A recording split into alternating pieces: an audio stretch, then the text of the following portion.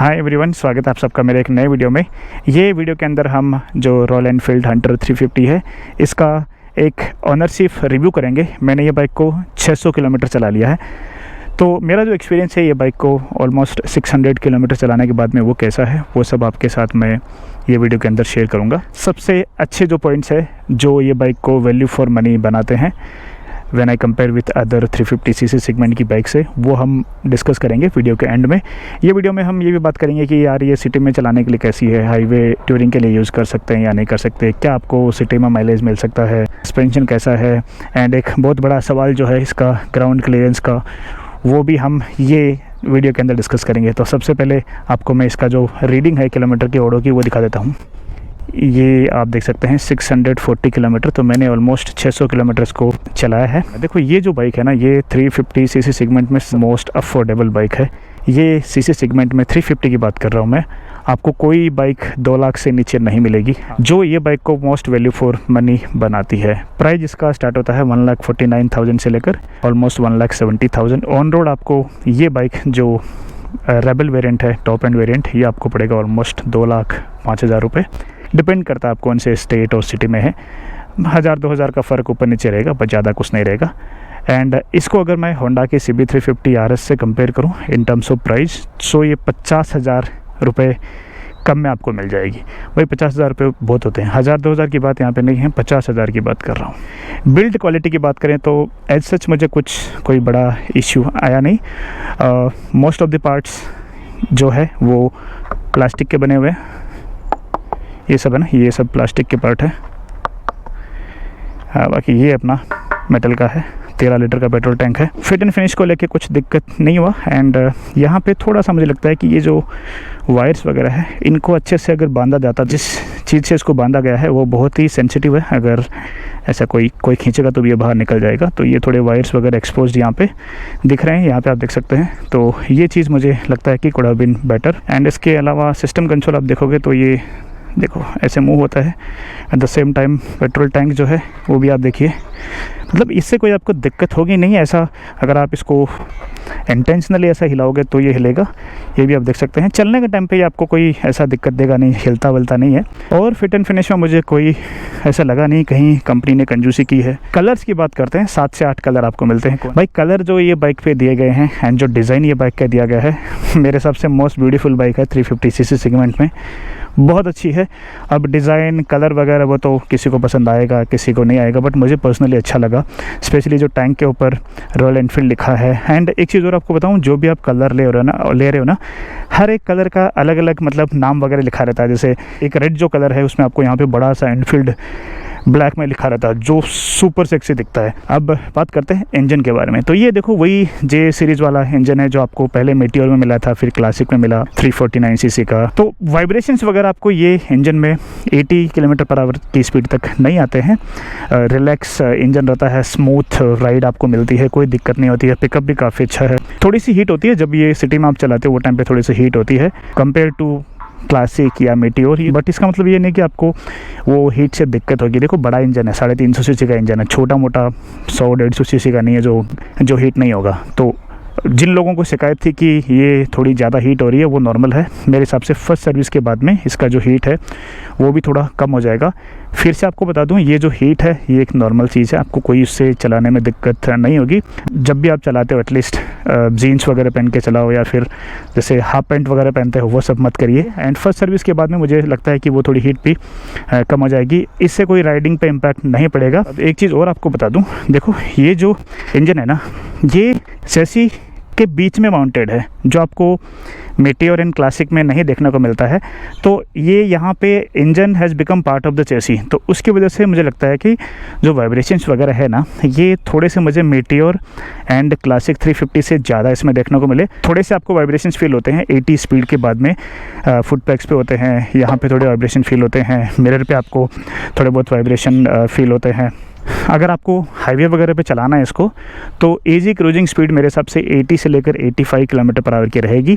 उससे ज़्यादा आप इसको मेंटेन कर तो सकते हैं, but again that is not relax riding kind of thing, उतना आपको मज़ा नहीं आएगा। एंड वैसे भी आपको विंड ब्लास्ट थोड़ा ज़्यादा इसमें लगेगा।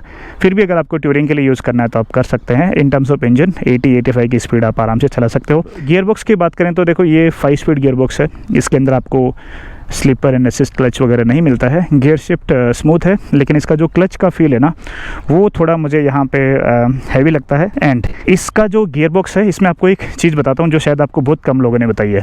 ये बाइक की टॉप स्पीड है 120, जो आपको सिस्टम कंसोल पे देखने को मिलती है। 120 की जो स्पीड है ना वो आपको सिर्फ एंड सिर्फ 4th गियर में मिल जाती है। चौथे गियर में आपको 120 की स्पीड मिल जाती है। 5वें गियर में जब आप इसको शिफ्ट करोगे ना तो आप सोचोगे कि भाई 4th गियर में 120 गई है तो 5th गियर में एटलीस्ट 130 जानी चाहिए। नहीं, इसका जो आरपीएम है वही जगह पे लॉक है। 5th गियर में जब आप लेके जाओगे तो आपकी व्हील की स्पीड 120 रहेगी, मतलब आपको जो ऑडोमीटर पे स्पीड दिखेगी 120 रहेगी, लेकिन इसका जो इंजन का स्पीड है विच इज़ कॉल्ड आरपीएम वो कम हो जाएगा। अब इसके 2-3 फ़ायदे होते हैं। देखो, पहला फ़ायदा तो ये है कि भाई 5th गियर में जैसे आप इसको शिफ्ट करोगे, अगर आप 4th गियर में 6000 आरपीएम पे चल रहे हो तो 5th गियर में शिफ्ट करते ही आपका आरपीएम जो है ना कम हो जाएगा। उससे क्या है, आपको एक तो माइलेज ज़्यादा मिलेगा, दूसरी चीज़ ये है कि इंजन जो है ना वो काफ़ी रिलैक्स फील कराएगा, तीसरी चीज़ ये है कि आपका जो वेयर एंड टेयर होता है इंजन के अंदर वो हायर आरपीएम पे नहीं है आपका इंजन, उसकी वजह से वो वेयर एंड टेयर कम होगा। तो ये 2-3 चीज़ें हैं जो मुझे लगता है कि ये बाइक को in terms of gear box special बनाती है। माइलेज आपको ज़्यादा मिलता है, ज़्यादा बाइक स्ट्रेस नहीं लेती है, इंजन का वेयर एंड टेयर कम होता है एंड आपको रिलैक्स राइड मिलती है। इसी वजह से बहुत सारे लोग दिखा रहे हैं कि 130-135 ये चली जाती है, नहीं जाती है। आप जो स्पीड दिखा रहे हो वो व्हील की स्पीड दिखा रहे हो। आप स्लोप में डाउन में जाओगे तो वो टाइम पे आपको स्पीड यहाँ पे देखने को मिलेगी, लेकिन इसका जो इंजन का स्पीड है मतलब आरपीएम है वो 120 के ऊपर नहीं जाएगा। मतलब 120 के ऊपर जितना आरपीएम आपको ये दिखाती है उतना ही रहेगा, उससे ज़्यादा नहीं जाएगा। ब्रेक्स की बात करें तो देखो, मुझे ब्रेक्स को लेके कोई दिक्कत हुई नहीं। One of the best brakes in the segment है, बट आपको ब्रेक्स का फुल बाइट अगर यूज़ करना है तो आपको इसको फुल दबाना पड़ेगा एंड ब्रेक्स का जो बाइट आपको काफ़ी अच्छा मिल जाएगा। थोड़ा बहुत ब्रेक्स जो है वो डायरेक्टली कनेक्टेड है, आपका जो टायर दिया गया है ये गाड़ी के ऊपर उसके बारे में आगे हम बात करेंगे।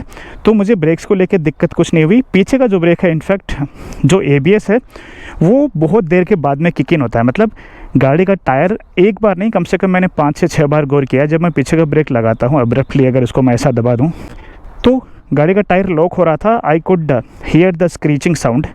उसके बाद में एबीएस किक इन हो रहा था, तो एबीएस किक इन होने में थोड़ा टाइम ले रही थी ये बाइक। इसके अलावा ब्रेक्स को लेके मुझे कोई दिक्कत नहीं हुई।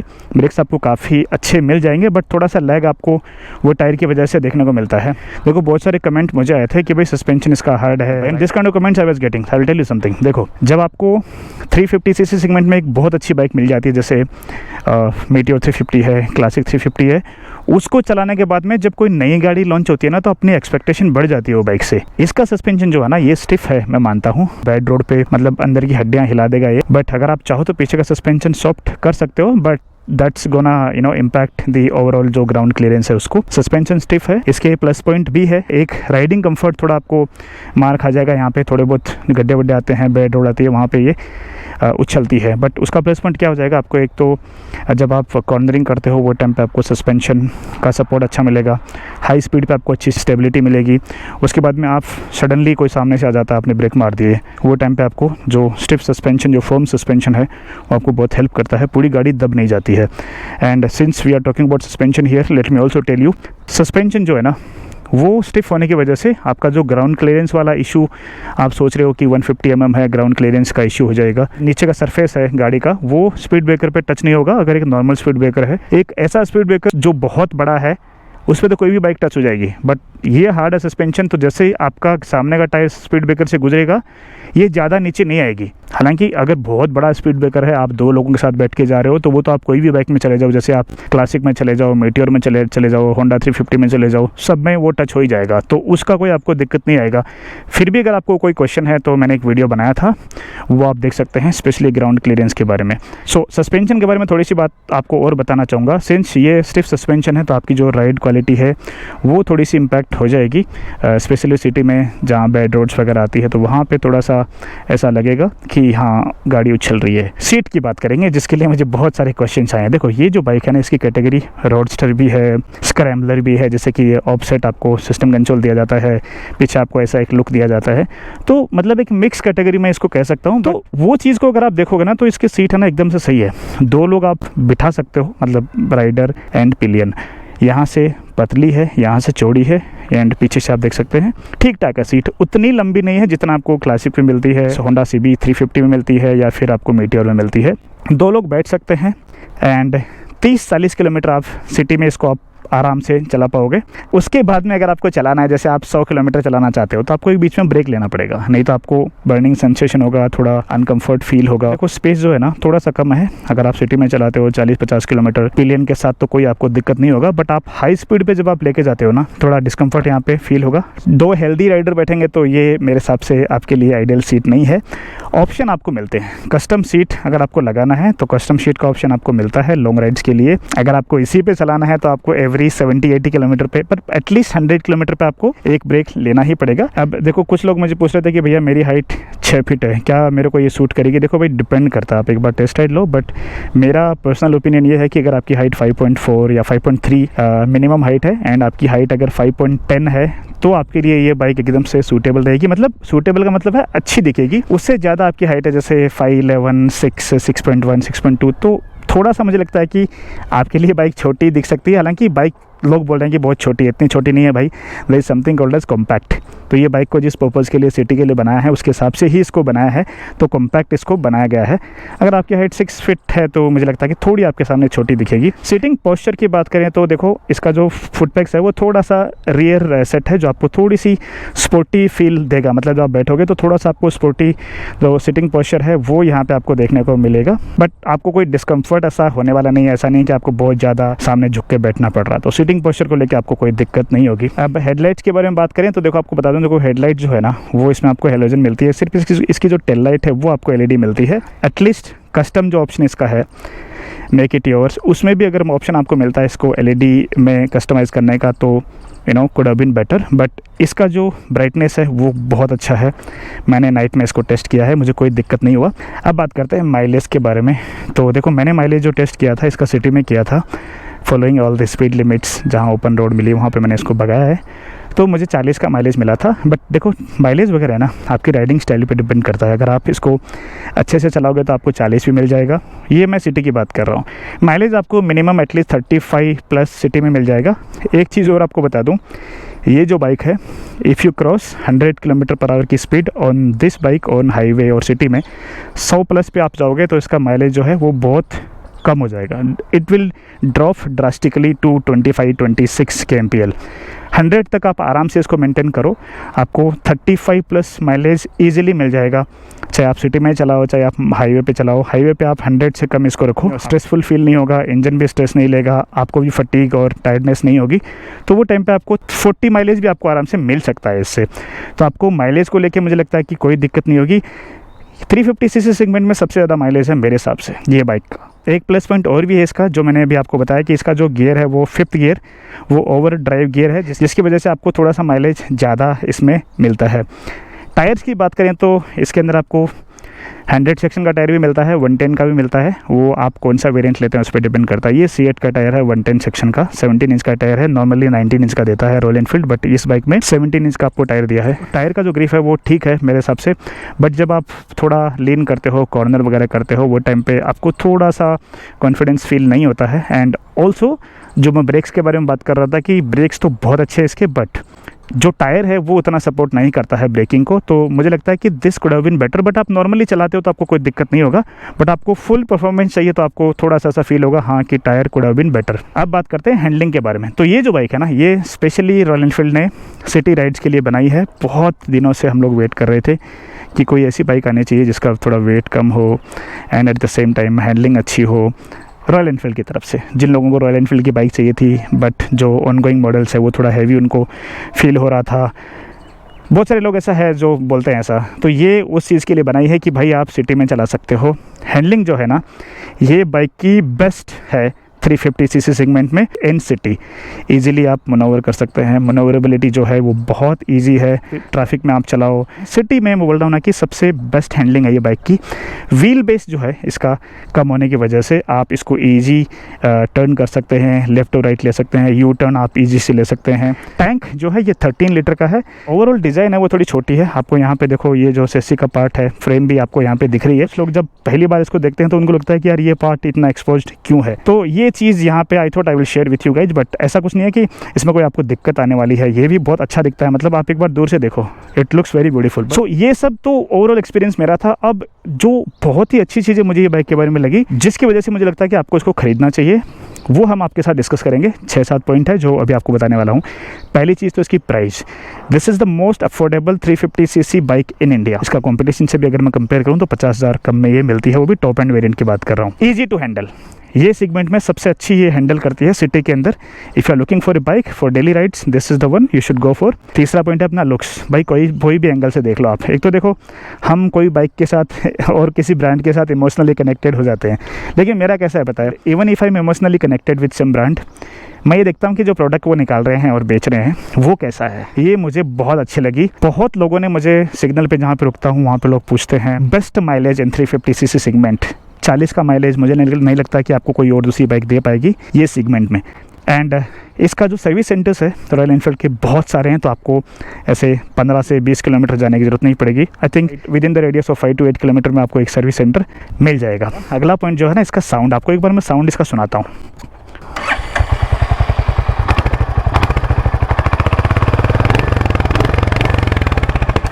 ऐसा कुछ ये साउंड करती है। अब इसका जो साउंड है, अगर मैं नॉर्मली कंपेयर करूँ होंडा के CB350 से और 350 RS से, उसका साउंड भी लोअर RPM पे बहुत अच्छा है। मतलब वो थंब वाला फील आता है। बट जैसे आप हाई रेव पे लेके जाते हो उनको, तो उसका साउंड जो है एकदम से नॉर्मल साउंड हो जाता है। मतलब वो जो बीट आती है ना, but but but but but वो बट बट बट बट ऐसा हो जाता है। बट इसके वाला है ना, आपको वो थंब वाला साउंड 7,000, 6,000, 7,000 RPM तक भी मिलता रहता है। तो हाई रेव पे इसका जो साउंड है वो भी बहुत अच्छा आपको लगता है। एंड लो रेव में तो आपको पता ही है, आप नॉर्मली आप स्टार्ट करते हो बाइक को ऐसे, तो आपको जो एक फ़ील आता है वो ये देखो। तो लो रेव में तो आपको अच्छा लगेगा, बट आप अगर हाई रेव में चलाते हो वो टाइम पे भी आपको बहुत अच्छा इसका साउंड सुनने को मिलेगा। कस्टमाइजेशन ऑप्शन, जितना ऑप्शन रॉयल एनफील्ड आपको देती है इंडिया में कस्टमाइज़ करने का उनकी बाइक्स को, I don't think any other company gives. I really wish that कि दूसरी कंपनियां भी देना स्टार्ट करें, so that people don't have to go outside the showroom to modify their vehicle, customise their vehicle. तो कस्टमाइजेशन वाला option जो है ना, वो यहाँ पे देखने को मिलता है।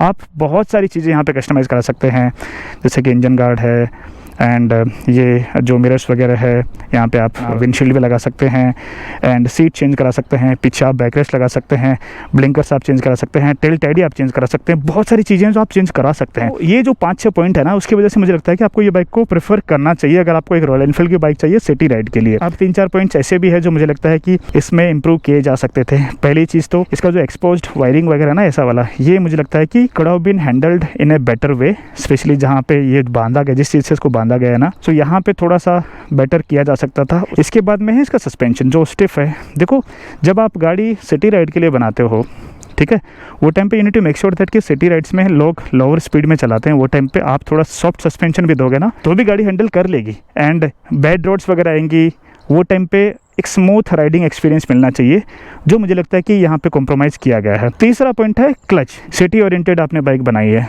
बार बार गियर शिफ्ट करना पड़ता है। नॉर्मली जब आप बार बार गियर शिफ्ट करते हो तो आपको क्लच ऑब्वियसली दबाना पड़ेगा, तो क्लच हार्ड है। तो ये चीज़ मुझे लगता है कि कुड हैव बीन बेटर। चौथा point again in terms of comfort, seat मुझे लगता है कि ये बेटर हो सकती थी। हालांकि अगर आप कुछ एक्स्ट्रा पे कर सकते हो तो आप कस्टम जो सीट है वो ले सकते हो। तो ये मेरा ओवरऑल एक्सपीरियंस था ये बाइक के साथ। अगर आपको और कुछ जानना है ये बाइक के बारे में, कुछ भी आपको जानना है, नीचे आप कमेंट करें।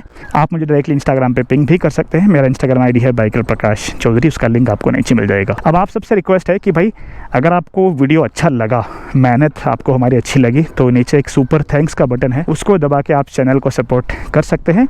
एक चीज़ और आपसे मैं कहना चाहूँगा कि भाई आप एक कमेंट ज़रूर करें, कुछ भी कमेंट करो आप नीचे, ताकि ये वीडियो है ना यूट्यूब दूसरे लोगों को भी सजेस्ट करे एंड दूसरे लोग भी इसको देखें जो लेने वाले हैं। हम आपको मिलते हैं अगले एक ऐसे ही वीडियो में। तब तक के लिए जय हिंद, वंदे मातरम, ride safe and always wear your helmet. Bye bye, take care.